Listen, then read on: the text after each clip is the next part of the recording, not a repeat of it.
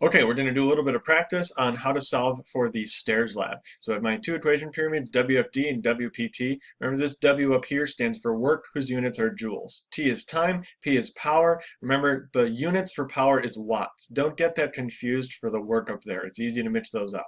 Work is joules, power is watts. Distance is meters, and force is newtons.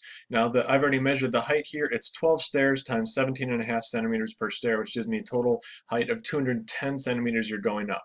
But we need to convert that into meters. 210 centimeters, move the decimal point to the left, gives me 2.1 meters. So for all of them, you're going to be going 2.1 meters.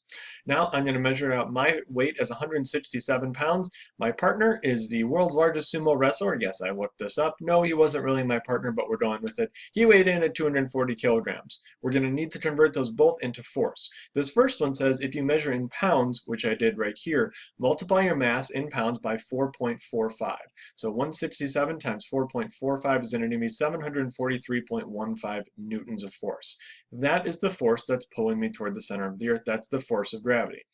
My partner, however, since he's not from America, he actually uses a sensible measuring system. He used the metric system. So he used 240 kilograms. If you measure in kilograms, multiply your mass by 9.8, which is a force of gravity. That one is going to work out to be an astonishing 2,352 newtons. Sumo wrestlers are not small people. Anyways, here are the here are the times that you're going to have measured. I went up the stairs in 4.7 seconds. He went up in 8.9. He's a bigger guy, so it takes him a little bit longer. This is what you're going to record. Now we can calculate. Calculate work is force times distance. Here's my force, here's my distance. So 743.15 times 2.1 meters, the distance I went up, gives me 1,560 joules. My partner, he obviously has more force of gravity pulling on him. He has more work he needs to do, 4,939 joules. Now I need to calculate the power. Who is really the more powerful of the two of us?